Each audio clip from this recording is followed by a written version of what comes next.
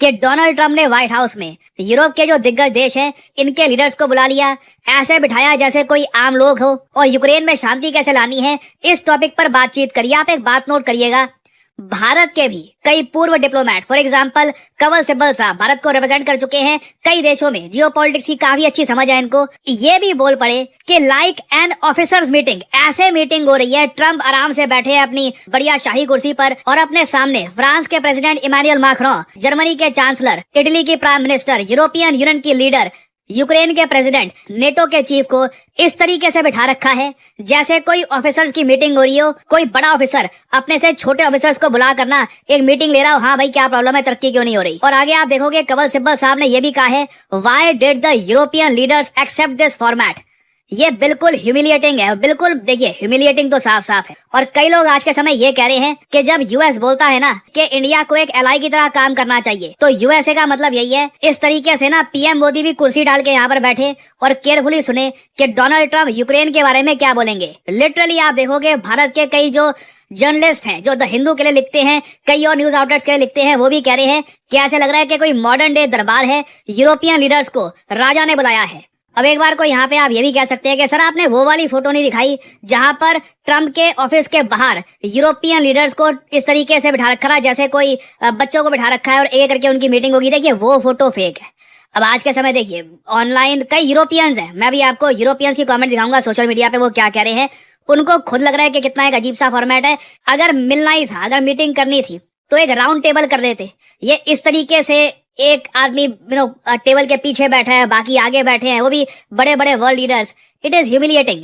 मगर ये वाली जो फोटो सर्कुलेट की जा रही है ये फेक है, ऐसा भी नहीं किया गया। क्योंकि अब देखो, अब जो ट्रम्प ने किया है उसको थोड़ा सा एग्जैजरेट करके भी कई लोग फेक फोटोज वगैरह बनाकर दिखाएंगे, तो वो मैं यहाँ पर बोल दूं ये फोटो फेक है। बाकी जो फोटोज मैंने आपको दिखाई हैं वीडियो की स्टार्टिंग में, दोज आर रियल फोटोज। और एक बार को आप अगर बाकी और भी बहुत सारे विजुअल्स देखो कि किस तरीके से ट्रम्प ने वेलकम किया इन सब लीडर्स को, तो एक बार को आपको लगेगा ठीक है, यहाँ पे ट्रम्प काफी एक अच्छे गेस्ट की तरह वेलकम कर रहे हैं लीडर्स को, और ये सब यहाँ पर दिखा रहे हैं व्हाइट हाउस में। ये भी यहाँ पे आप देख पाओगे टेबल पे बैठे हैं सभी लीडर्स मिलके बातचीत कर रहे हैं। बट बात वही आती है कि ये इमेजेस ना दुनिया इतनी देखेगी नहीं। मेन फोकस दुनिया भर के जियो पॉलिटिकल एनालिस्ट, जियो इकोनॉमिस्ट सबका रहेगा इस पर्टिकुलर फोटो पर कि हमारे जो लीडर्स हैं, देखो यूरोपियंस आज के समय ऑनलाइन खुलकर बोल रहे हैं। अब यहाँ पे आप देख पाओगे डैनियल फ्रूबर्ट बहुत अच्छे जियो इकोनॉमिस्ट हैं, बहुत अच्छी स्टडी है इनकी फ्रेंच इकोनॉमी और साथ में जो पोलैंड का राइज है as a very important European power. तो इन्होंने यहाँ पर लिखा है कि ये इमेज साफ साफ बताती है यूरोपियन यूनियन ने यूरोप को मीनिंगलेस बना दिया है। यूरोपियन लीडर्स भाग कर गए वॉशिंगटन में, नंबर्स में डेस्परेट थे कि हमारी आवाज कोई सुन ले, हमें कोई यहाँ पर सुन ले। They came not as partners but as petitioners. ये बहुत बड़ी स्टेटमेंट है।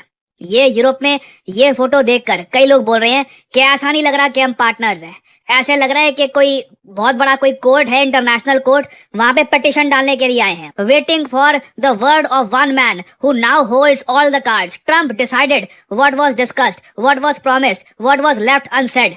यूरोप की कोई स्ट्रेटजी नहीं थी, ट्रम्प ने डिसाइड किया कि क्या बोला जाएगा, किस तरीके से यूरोप का रोल होगा, यूएस का क्या रोल होगा। यूरोप की ना कोई स्ट्रेटजी, ना लेवरेज, ना vision, only a need for American approval. The presidents and the prime ministers of the continent behaved less like sovereign, more like consultants, called into nod along to decisions already made elsewhere. बहुत बड़ी बात है अपने आप में। ना सिर्फ Indian diplomats, European geopolitical analyst भी आज के समय यहाँ पर यही कह रहे हैं कि ऐसे लग रहा है कि कोई कंट्री है ही नहीं यहाँ पे, यूरोप में कोई लीडर है ही नहीं, बस ये कंसल्टेंट्स हैं। अप्रूवल लेने के लिए गए थे वहां पर यूएसए में। और इस मीटिंग का जो निष्कर्ष निकल के आया है ना, वो भी बहुत अजीब सा है यूरोप के लिए।